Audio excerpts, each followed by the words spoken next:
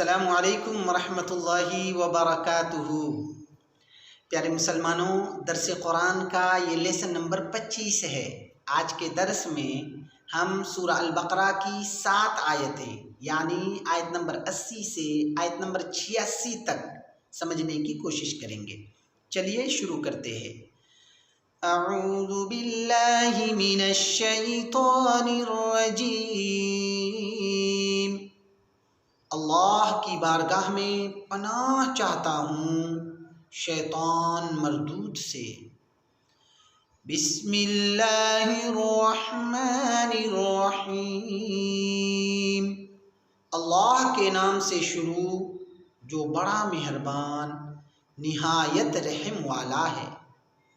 سورہ البقرہ کی آیت نمبر 80 سے آیت نمبر 86 کے درمیان اللہ تبارک و تعالیٰ نے قوم بنی اسرائیل یا اہل کتاب کے بدعمالیوں کا ذکر فرمایا ہے۔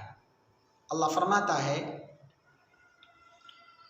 وَقَالُوا لَن تَمَسَّنَا النَّارُ إِلَّا أَيَّامًا مَّعْدُودَةً قُلْ أَتَّخَذْتُمْ عِندَ اللَّهِ عَهْدًا فَلَن يُخْلِفَ اللَّهُ عَهْدَهُ أَمْ تَقُولُونَ عَلَى اللَّهِ مَا لَا تَعْلَمُونَ۔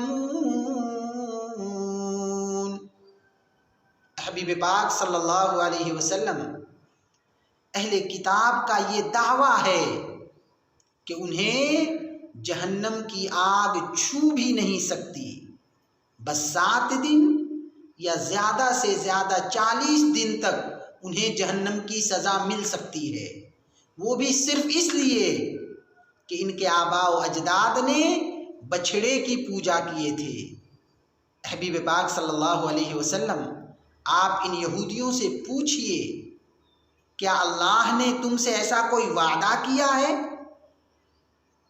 کیونکہ اللہ وعدہ خلافی نہیں کرتا، لیکن حقیقت یہ ہے کہ تم اللہ پر جھوٹ باندھ رہے ہو، کیونکہ اللہ کا کوئی ایسا قانون نہیں ہے، بلکہ اللہ کا قانون یہ ہے۔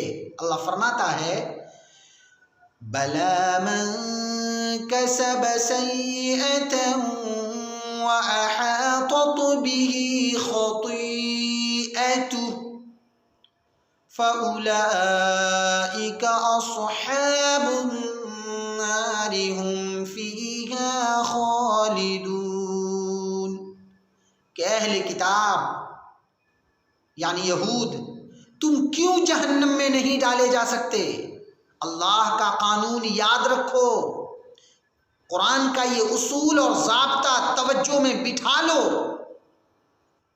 کہ جو بھی انسان روئے زمین پر برائی کرے گا، گناہ کے کام میں ملوث ہو جائے گا، کفر و شرک میں ملوث ہو جائے گا، قیامت کے دن اللہ تبارک و تعالی ایسے تمام لوگوں کو ضرور بالضرور جہنم میں ڈالے گا، اور ان کے کفر و شرک کی وجہ سے ان لوگوں کو ہمیشہ ہمیش جہنم میں ہی رہنا پڑے گا۔ آگے اللہ فرماتا ہے وَالَّذِينَ آمَنُوا وَعَمِلُوا الصَّالِحَاتِ أُولَٰئِكَ أَصْحَابُ الْجَنَّةِ هُمْ فِيهَا خَالِدُونَ۔ اس کے برعکس جو لوگ ایمان قبول کیے، ساتھ میں اعمال صالحہ بھی کرتے رہے، ایسے تمام لوگوں کو قیامت کے دن عزت کے ساتھ جنت میں داخل کیا جائے گا، اور یہ لوگ اپنے ایمان کی وجہ سے ہمیشہ ہمیش جنت میں ہی رہیں گے۔ یہ اللہ کا قانون اور اللہ کا ضابطہ ہے کہ جو کفر و شرک پر رہیں گے وہ اپنے کفر و شرک کی وجہ سے ہمیشہ ہمیش جہنم میں چلے جائیں گے، اور جو ایمان والے ہوں گے وہ اپنے ایمان کی وجہ سے ہمیشہ ہمیش جنت میں ہی رہیں گے۔ اس کے علاوہ اللہ کا کوئی قانون نہیں ہے، لہذا اس غلط فہمی میں مت رہو کہ اہل یہود یا اہل کتاب جہنم میں جا ہی نہیں سکتے، انہیں جہنم کی آگ چھو بھی نہیں سکتی، یہ تمہاری غلط فہمی ہے۔ آگے اللہ فرماتا ہے وَإِذْ أَخَذْنَا مِيثَاقَ بَنِي إِسْرَائِيلَ لَا تَعْبُدُونَ إِلَّا اللَّهَ وَبِالْوَالِدَيْنِ إِحْسَانًا وَبِذِي الْقُرْبَى وَالْيَتَامَى وَالْمَسَاكِينِ وَقُولُوا لِلنَّاسِ حُسْنًا وَأَقِيمُوا الصَّلَاةَ وَآتُوا الزَّكَاةَ ثُمَّ تَوَلَّيْتُمْ إِلَّا قَلِيلًا مِّنكُمْ وَأَنتُم مُّعْرِضُونَ۔ اے اہل کتاب، یاد کرو اس وقت کو جب تمہارے آبا و اجداد سے اللہ تبارک و تعالی نے یہ عہد لیا تھا، ان باتوں پر تمہارے آبا و اجداد سے اللہ تبارک و تعالی نے وعدہ کروایا تھا کہ تم اللہ کے علاوہ کسی اور کی پرستش نہیں کرو گے، اپنے ماں باپ کے ساتھ ہر معاملے میں اچھا برتاؤ کرو گے، رشتہ داروں، یتیموں اور مسکینوں کے ساتھ حسن سلوک کرو گے، اور عام لوگوں کے ساتھ حسن اخلاق سے پیش آؤ گے، نماز کا اہتمام کرو گے، اپنے مال کا زکوٰۃ ادا کرو گے۔ اے اہل کتاب، کیا تمہیں یاد نہیں کہ تمہارے آبا و اجداد نے ان باتوں پر عمل کرنے کا وعدہ کر کے اپنی باتوں سے مکر گئے، اور مجھے معلوم ہے کہ تم بھی میرے حبیب علیہ السلام کے دین سے منہ موڑ کر بھاگ جاؤ گے۔ آگے اللہ فرماتا ہے وَإِذْ أَخَذْنَا مِيثَاقَكُمْ لَا تَسْفِكُونَ دِمَاءَكُمْ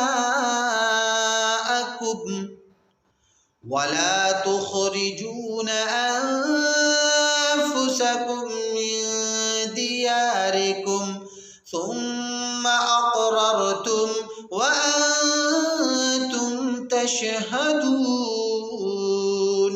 اے اہل کتاب، یاد کرو اس وقت کو بھی جب تمہارے آبا و اجداد سے وعدہ لیتے وقت اللہ تبارک و تعالیٰ نے یہ بھی وعدہ کروایا تھا کہ تم لوگ آپس میں کسی کا قتل نہیں کرو گے، خون ریزی نہیں کرو گے، ایک دوسرے کا خون نہیں بہاؤ گے، اور نہ ہی کسی کو جلا وطن کرو گے، اپنے بستی سے کسی کو نہیں بھگاؤ گے۔ ان تمام باتوں پر تمہارے آبا و اجداد نے عمل کرنے کا وعدہ کیے تھے، اقرار کیے تھے، اور اپنے آبا و اجداد کے اقرار پر تم خود گواہ ہو۔ آگے اللہ فرماتا ہے اہل یہود کو مخاطب کر کے